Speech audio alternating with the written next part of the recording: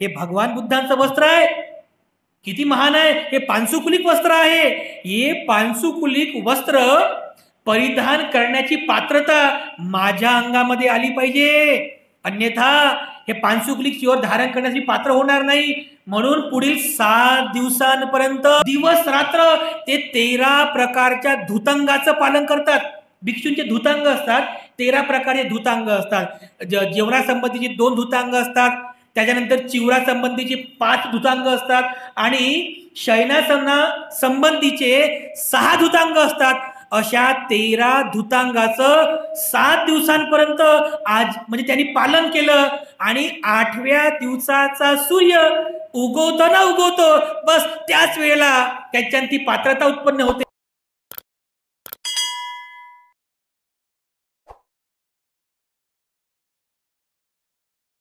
संसारिक जीवन जगता जगता पंचशील पालन करता करता थोडं थोडं अष्टशील पण पालन करतात, तर तुमच्या चित्तात त्याग उत्पन्न होत आहे, थोडं थोडं समनागतम उत्पन्न होत आहे, थोडं थोडं. आणि एक दिवस बरोबर बघा, एक दिवस तुम्ही की नाही भिक्षू बनणारच, किंवा तुमच्या मनात तो उत्पन्न होईल की मला भिक्खू बनायचंच आहे अशी इच्छा उत्पन्न होतेच.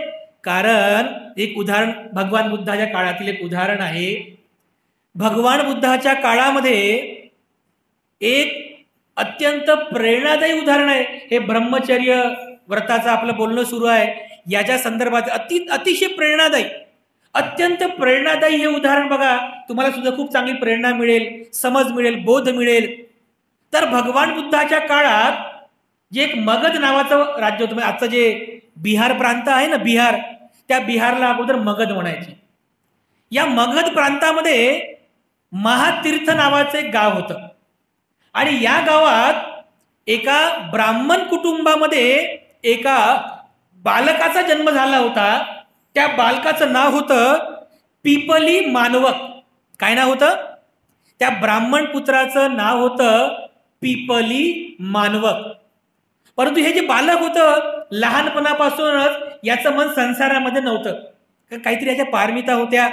त्यामुळे लहानपणापासून कधी त्याचं मन संसारामध्ये रममाण झालं नाही. त्याला नेहमी वाटायचं मला त्याग करायचा आहे, मला लग्न करायचं नाही, मी त्यागी जीवन जगतो, साधुत्वाचं जीवन जगतो. तर तो एकदा आपल्या आई वडिलांना म्हणाला, माता पिता, जोपर्यंत तुम्ही म्हातारे होत आहेत, जोपर्यंत तुम्ही मृत्यूला प्राप्त होत नाही, तोपर्यंत मी तुमची यथाभावे सेवा करतो. पण जर तुम्ही मृत्यूला प्राप्त झाले त्यानंतर मी मात्र गृहत्याग करेल आणि गृहत्याग करून संन्यासी जीवन, ब्रह्मचारी जीवन जगेल. तर आई वडिलाची इच्छा असते. कोणत्या आई वडिलाला वाटते बरं की माझ्या पोराने भंतेजी बनाव? वाटते कोणत्या आई वडिला? आहेत काही काही श्रद्धावान लोक, पण सहसा एकदर्शनी आई वडिलांना वाटत नाही. असं वाटतं की माझ्या पोरानं मस्त लग्न करावं, मस्त सुनबाई घरी येईल, मग त्या सुनबाईला आम्ही आमचा सासूरवास दाखवू, असं एक सांसारिक इच्छा असते. तर बिचाराच्या आई वडिलांना वाटलं, अरे अरे असं कसं होईल, आम्ही जर मरण पावलो, आमच्या मेल्यानंतर बिचार माझ्या पोराने जर ब्रह्मचर्य धारण केलं तर तो कसं जीवन जगेल. नाही नाही, आम्हाला कमीत कमी जिवंतपणे सुनबाईचं तर तोंड पाहू दे. त्याची लई इच्छा, मायबापांची लई इच्छा. पण ते पिपली मानवक जे होते ते म्हणाले की नाही, मला ब्रह्मचर्यावर धारण करायचं आहे, या संसारामध्ये बिलकुल मन नाही आहे. पण आई वडील काही मानायला तयारच नाही. तर मग त्याने काय युक्ती लढवली, एका सोनाराकडून त्याने एक सोन्याचा एका सुंदर मुलीचा एक स्टॅच्यू निर्माण केला. एका मुलीचा स्टॅच्यू बनवला, पुतळा बनवला, एक अगदी सुंदर, खूप सुंदर. आणि मग तो पुतळा आपल्या आई वडिलांसमोर उभा केला. आणि पिपली मानवक आपल्या आई वडिलांना म्हणाला की बघा, हा जो पुतळा, ही जी मुलगी आहे, म्हणजे पुतळा किती सुंदर आहे, हिच्यापेक्षा जर जास्त सुंदर कोणती मुलगी असेल तरच मी लग्न करेल, अन्यथा करणार नाही.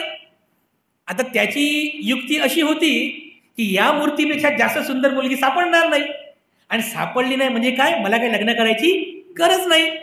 आई वडील म्हटले ठीक आहे. तर त्यांनी त्या 10 दिशामध्ये ब्राह्मण लोकांना पाठवलं की जा, या मूर्तीमध्ये जी मुलगी आहे या मुलीपेक्षा अधिक सुंदर असलेली मुलगी शोधा, कारण तिचं लग्न लावायचं आहे माझ्या मुलासोबत. तर ते ब्राह्मण सगळ्या 10 दिशानं गेले.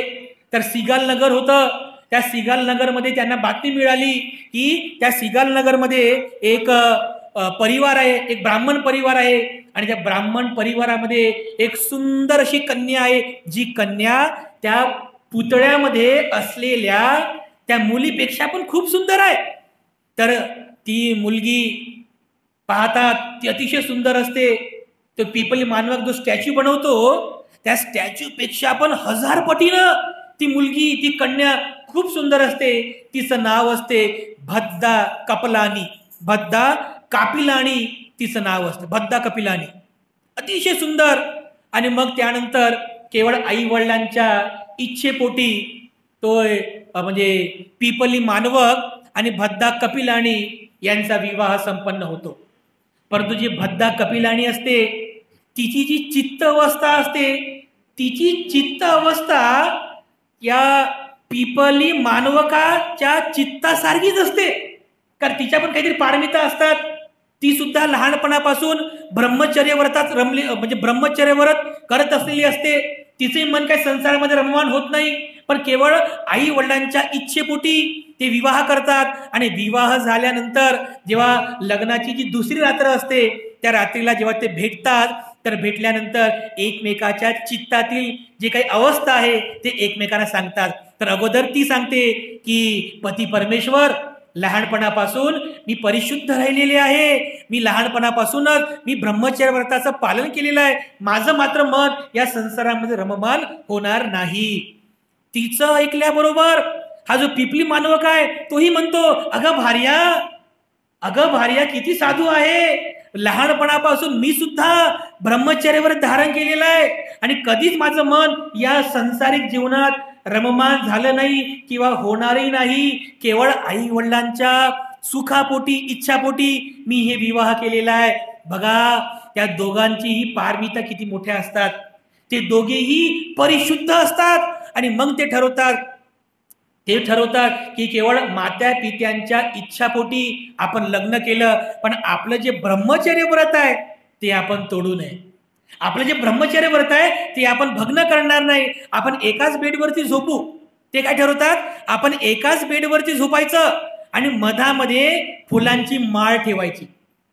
रात्रभरामध्ये ज्याच्याही चित्तामध्ये कामविकार उत्पन्न झाला दुसऱ्या प्रती, तर त्याच्या बाजूची फुलं हे सकाळपर्यंत सुकतील, हे सिद्ध होईल असं ते ठरवतात. त्या बेडवरती झोपतात, एक इकडे तोंड करून एक तिकडे तोंड करून झोपतात आणि मधामध्ये फुलांची माळ ठेवतात. बघा त्यांचं ब्रह्मचर्य व्रत एवढं परिपक्व परिपूर्ण असते, रात्रभर ती फुलांची माळ सुकत नाही, त्यांचा सुगंध तसाच दरवळत राहतो. ते दोघेही सकाळी उठतात आणि एकमेकांकडे पाहतात, त्या फुलांकडे पाहतात आणि म्हणतात, अरे साधू साधू, आपलं ब्रह्मचर्यवर किती परिपक्व आहे, रात्रभर सुद्धा ही फुलांची माळ सुकली नाही, यांचा वास संपलेला नाही. तर असंच कितीतरी दिवस, कितीतरी महिने असंच त्यांचं सुरू असतं आणि त्यांचे माता पिता सुद्धा मृत्यूला प्राप्त होतात. मग एके दिवशी काय होते, हा जो पिपली मानवक आहे, हा पिपली मानवक शेतामध्ये काम करत असतो. म्हणजे मालक, कारण तो घरात खूप श्रीमंत असतो, प्रचंड श्रीमंती असते यांच्याकडे. तर शेतामध्ये गेल्यावर त्याचा जो सेवक आहे त्या सेवकाला नांगर चालवण्यासाठी सांगतो. तर त्याचा जो सेवक आहे शेतकरी, नांगर चालवित असताना त्या नांगरामुळे जे माती बाहेर निघायची, त्या मातीतून जे किडे असतात ते किडे बाहेर यायचे आणि म्हणजे पक्षी येऊन ते किडे खात असतात. तर त्या पिपली मानवकाने ते बघितलं की अरे ते जे पक्षी आहेत ते पक्षी त्या मातीतले किडे खात आहेत. तर त्याने त्या सेवकाला विचारलं, अरे सेवका, हे जे पक्षी या निष्पाप या किड्यांना खात आहेत, हे जे पाप आहे हे पाप माझ्यावर लागणार आहे का? तर तो सेवक म्हणतो, हो महाराज, हे जे पाप आहे हे पाप तुम्हालाच लागणार आहे. त्याचं मन परिवर्तन होते की हे जे पाप झालेलं आहे हे माझ्याकडून होत आहे. तसं तो विचार करतो की आता बस झालं, आणखी मला पाप करायचं नाहीये, आता नक्कीच मी गृहत्याग करतो. असा विचार करून तो घराकडे येत असतो. इकडे घरी त्याची पत्नी भद्दा कपिलानी ती आपल्या सेविकेसोबत वर गच्चीवरती ते तूर तुरीचे दाणे असतात ना, ती तुरीचे दाणे ती म्हणजे सुकवायला टाकलेली असते, तर त्या तुरीच्या दाण्यातून त्या अळ्या बाहेर निघत असतात आणि मग पक्षी येऊन त्या अळ्या खायचे. तर त्या भद्दा कपिलाने सुद्धा पाहिलं की अरे ते पक्षी त्या अळ्यांना खात आहेत, अरे किती ते निष्पाप जीवाला मारत आहेत, अरे किती मोठं पाप आहे. ती आपल्या सेविकेला विचारते, अगं सेविका, हे जे पाप झालं हे पाप माझ्यावर लागेल का? ती सेविका म्हणते, महाराणी हो, हे जे पाप झालं हे तुमच्यामुळेच झालेलं आहे. तिच्याही मनात वैराग्य उत्पन्न होतो, अरे अरे माझ्याकडून हे पाप झालं, आता मात्र मला पाप करायचं नाही आहे. तर तिच्याही मनात वैराग्य उत्पन्न होतो. हा वैराग्य उत्पन्न झालेला हा पिपली मानवक घरी आल्याबरोबर त्याची पत्नी अगोदर म्हणते की पती परमेश्वर असं असं झालं, आता मला गृहत्याग करायचा आहे, मी आता संसारात राहत नाही. तेवढ्यात तो पण म्हणतो, अरे भार्या, आताच माझ्याही मनामध्ये हे घर संसार त्यागण्याची इच्छा उत्पन्न झाली. आता ही सगळं संपत्ती मी तुला देणार होतो, पण ठीक आहे, तुझी पण इच्छा आहे तर आपण दोघेही गृहत्याग करू. तर ते दोघेही अगोदर हा तिचं मुंडन करतो आणि मग ही जी आहे ही सुद्धा याचं मुंडन करते.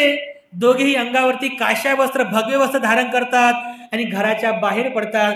काही दूर अंतरावर गेल्यानंतर हे जे पिपली मानवक आहेत ते आपल्या पत्नी भद्दा कपिलानीला म्हणतात की भार्या, आता जोपर्यंत आपण संसारामध्ये होतो तोपर्यंत आपण प्रामाणिकपणे ब्रह्मचर्य व्रताचं पालन केलं, मात्र आताही संन्यास घेतल्यानंतर जर आपण सोबत राहिलो तर लोक आपल्या दूषण लावतील की हे बघा, हे जोपर्यंत संसारिक होते तोपर्यंत पती पत्नी म्हणून सोबत राहिले, आता संन्यास घेतला आताही सोबत राहत आहेत, असे कुठे साधू संन्यासी असतात का?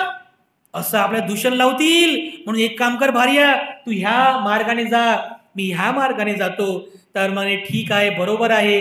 असं म्हणून ती भद्दा कपिलाने म्हणते की तुम्ही माझे पती परमेश्वर आहात, म्हणून तुम्ही माझ्या या उजव्या मार्गाने निघून जा, मी तुमच्या डाव्या मार्गाने निघून जाते. अशा प्रकारे हे दोघेही वेगवेगळ्या मार्गाने निघून जातात शोधण्यासाठी की आता या जीवनामध्ये ब्रह्मचर्य व्रताचा मार्ग आचरण करून जीवनाचं सर्वोच्च फळ कुठं प्राप्त होईल. जेव्हा पिपली मानवक मार्गस्थ असतात तर राजगृह आणि नालंदा या 2 शहराच्या मध्ये एका झाडाखाली आपले साक्षात भगवान बुद्ध बसलेले असतात. भगवान बुद्ध ध्यानस्थ असतात. ध्यानामध्येच ते पाहतात की अरे एक माझा पुत्र पिपली मानवक ज्याने लहानपणापासून ब्रह्मचर्य धारण केलेलं आहे, आज तो भिक्षू होणार आहे. माझा बुद्ध पुत्र आज भिक्षू होईल. आणि बरोबर असं जाणून भगवान बुद्धाचा समक्ष येतो. भगवान बुद्धांना पाहतो. भगवान बुद्धाचं ते तेज पाहून त्याच वेळेला त्याच्या चित्तात उत्पन्न होते की हेच बुद्ध आहेत आणि आजपासून हेच माझे शास्त्र होतील. अगदी त्याच वेळेला गुडघ्यावरती बसून हात जोडून पिपली मानवक भगवान बुद्धांना शरण जातात आणि विनंती करतात की भगवान, आजपासून तुम्हीच माझे शास्त्र आहात, तुम्हीच माझे मार्गदर्शक आहात, मला प्रवृत्त्या द्यावी, मला उपसंपदा द्यावी. त्यावेळेला भगवान बुद्ध त्या पिपली मानवकला उपदेश करतात. घमंडाचा उपदेश म्हणजे गर्व. माणसाला जीवनामध्ये घमंड असतं, गर्व असतो. गर्व कशाचा? जातीचा गर्व असतो. काही लोक जातीचा गर्व करतात, काही लोक आपल्या ज्ञानाचा गर्व करतात, तर काही लोक आपल्या बलाचा गर्व करतात. अशा प्रकारचा उपदेश करतात, छोटेखानी उपदेश. आणि उपदेशाबरोबरच भगवान बुद्धाचा समक्ष त्या पिपली मानवकाची दीक्षा होते, उपसंपदा होते. आणि हेच पिपली मानवक भिक्षू बनतात आणि पुढे ध्यान मनन चिंतन करून दुःख मुक्त होतात. आणि पाली साहित्यामध्ये भंते धुतांगधारी महाकाश्यप म्हणून प्रसिद्ध होतात.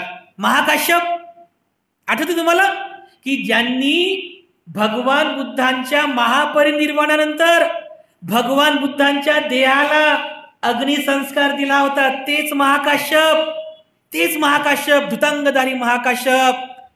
अशा प्रकारे ते दीक्षा ग्रहण करतात. मग भगवान बुद्ध तिथून उभे होतात. उभे झाल्यानंतर पायी चालू लागतात.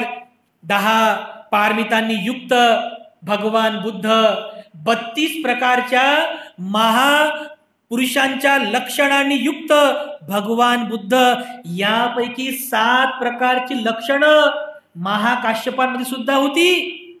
32 म्हणजे महापुरुषाची 32 लक्षणं असतात, त्यापैकी 7 लक्षणं महाकाश्यपांमध्ये सुद्धा होती म्हणतात.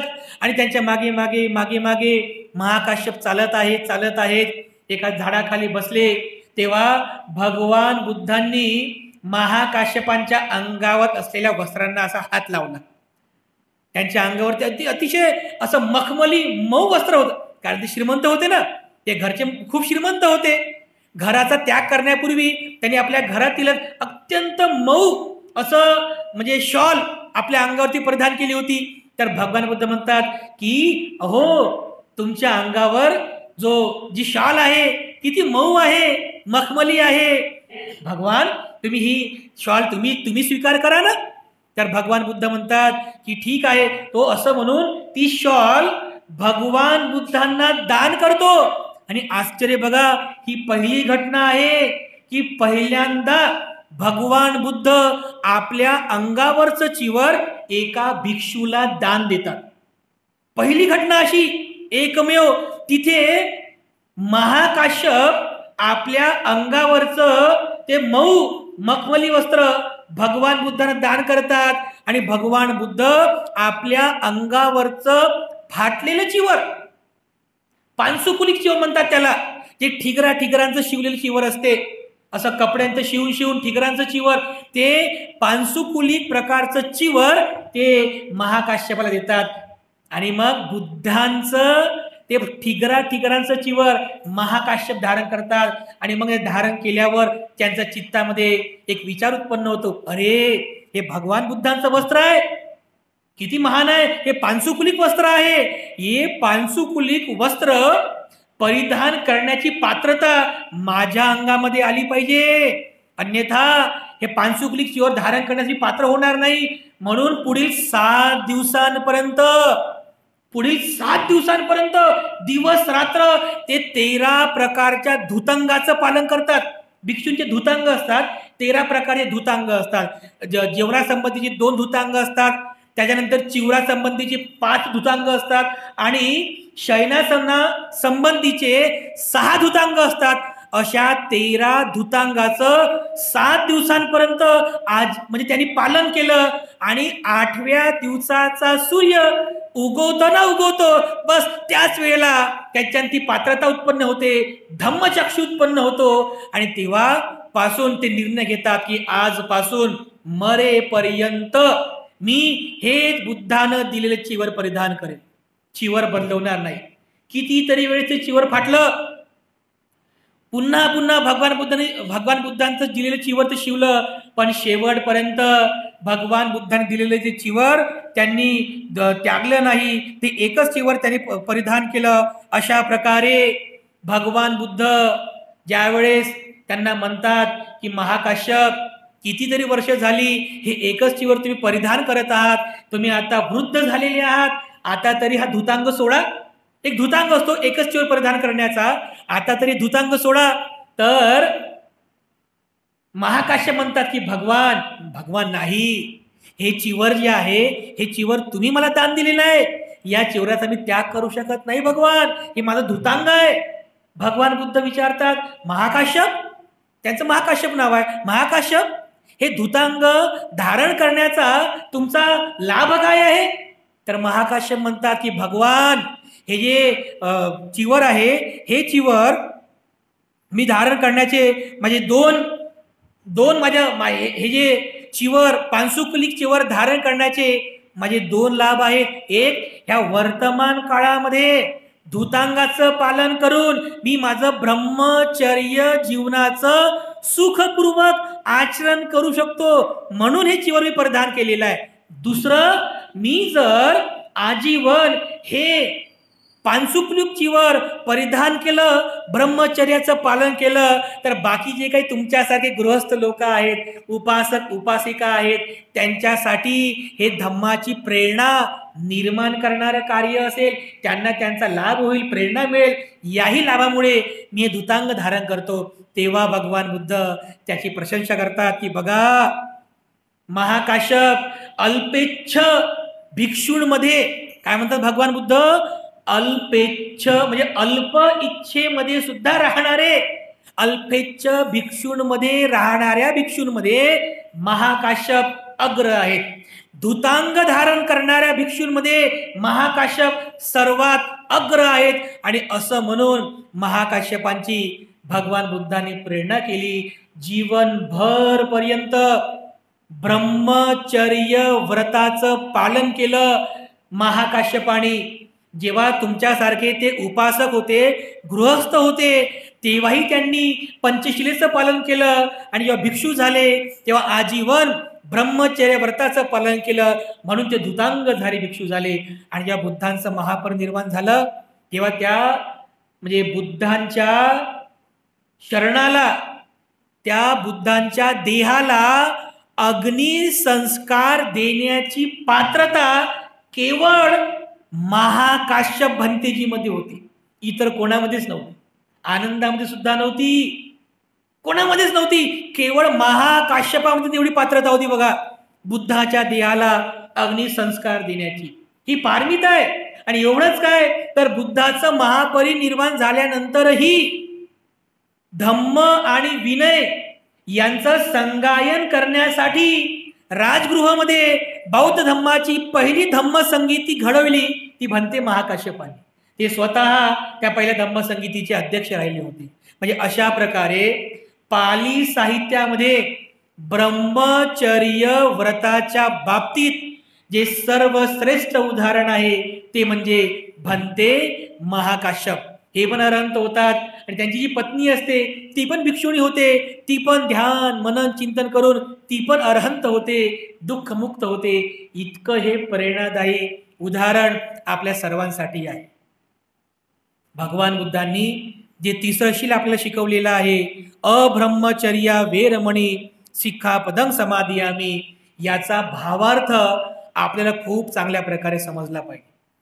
अब्रह्मचर्या वेरमणी म्हणजे जीवनामध्ये परिपूर्ण परिशुद्धता प्राप्त करण्यासाठी या तिसऱ्या शिलाचं आचरण करणं अत्यंत महत्वाचं आहे. आणि केवळ बौद्ध धम्म असा मार्ग आहे की ज्या मार्गामध्ये ब्रह्मचर्याला विशेष स्थान आहे. कारण भारताच्या बाहेर, मी तुम्हाला अगोदर पण सांगितलं, भारताच्या बाहेर जे जे धर्म उत्पन्न झाले त्या धर्मांमध्ये ब्रह्मचर्य व्रत सांगितलेलं नाही आहे. जसं मुस्लिम धर्म त्याच्यात ब्रह्मचर्य व्रत नाही आहे, ख्रिश्चन धर्म त्यांच्यात ब्रह्मचर्य व्रत नाही आहे, यहुदी पारशी भारताच्या बाहेर जे धर्म उत्पन्न झाले त्या धर्मात ब्रह्मचर्य व्रत नाही आहे. पण भारतात जे जे धर्म उत्पन्न झाले त्या प्रत्येक धर्मात ब्रह्मचर्य व्रत सांगितलेलं आहे. प्रत्येक धर्मात. मग हिंदू धर्म असेल त्याच्यात पण ब्रह्मचर्य व्रत आहे, जैन धर्म असेल त्यांच्यात पण ब्रह्मचर्य व्रत आहे, आणि बौद्ध धर्माचा तर ते अविभाज्य अंग आहे. परंतु बुद्धाने सांगितलेला ब्रह्मचर्य व्रत हे इतरांच्या ब्रह्मचर्यापेक्षा फार वेगळं आहे. कारण भगवान बुद्ध केवळ तुमच्या मनात असणाऱ्या या शरीराबद्दलच्या तृष्णेला संपवण्याचं सांगत नाही, तर याचं चिंतन करायला लावतात, त्याची कारणं सांगतात. आणि जे जे काही 6 आयतन आहेत या सर्व 6 आयतनांवर विजय प्राप्त करणे म्हणजे ब्रह्मचर्य व्रत होय. आपल्या डोळ्यांच्या या वेदनेवर, या डोळ्यांमधून उत्पन्न होणाऱ्या तृष्णेवरती संयम प्राप्त करा म्हणजे ब्रह्मचर्य व्रत आहे. आपल्या या कानाने ऐकणाऱ्या शब्दांमुळे उत्पन्न होणाऱ्या तृष्णेला संयमित करा, हेच ब्रह्मचर्य व्रत आहे. आपल्या नाकाने जो गंध येतो त्या गंधामुळे उत्पन्न होणाऱ्या तृष्णेवरती विजय प्राप्त करा, हे ब्रह्मचर्य व्रत आहे. आपल्या जिभेने जो रस आपण सांगतो त्या रसावर विजय प्राप्त करण्याचा प्रयत्न करा. हे ब्रह्मचर्य व्रत आहे. शरीराने जर कुठे स्पर्श झाला असेल तर त्या स्पर्शावर सुद्धा निर्माण होणाऱ्या तृष्णेवरती विजय प्राप्त करा, संयम प्राप्त करा. हे ब्रह्मचर्य व्रत आहे. एकंदरीत आपल्या मनात उत्पन्न होणाऱ्या या काम तृष्णेला जिंकणं म्हणजे ब्रह्मचर्य व्रत धारण करणे होय. भगवान बुद्धांनी सांगितलं, उपासक उपासिकांनो, या जगामध्ये दोनच दृश्य आहेत. काय? या जगात फक्त दोनच दृश्य आहेत. एक आहे स्त्रीचं दृश्य आणि दुसरं आहे पुरुषांचं दृश्य. या जगात दोनच रस आहे, एक स्त्रीचा रस, एक पुरुषांचा रस. या जगात दोनच शब्द आहेत, स्त्रीचा शब्द आणि पुरुषांचा शब्द. या जगात दोनच स्पर्श आहे, स्त्रीचा स्पर्श आणि पुरुषांचा स्पर्श. आणि या सर्व रसातून, स्पर्शातून, गंधातून, शब्दातून, या संस्कारातून उत्पन्न होणारा जो काही कामविकार आहे, या कामविकाराला जाणण्याचा प्रयत्न करा. त्याच्यावरती नेहमी नेहमी चिंतन करा, मनन करा. आणि या कामविकाराला जिंकण्यासाठीच, याला संयमित करण्यासाठीच अब्रह्मचर्या वेरमणी सिक्खापदम समादियामी अशा प्रकारचं हे शील भगवान बुद्धांनी आपल्या सर्वांना प्रदान केलेलं आहे. तेव्हा उपासक आणि उपासिकांनो, पंचशील पालन करीत असताना कामे सुमिच्छाचार वेरमणी या शिलाचं खूप काटेकोरपणे पालन करा.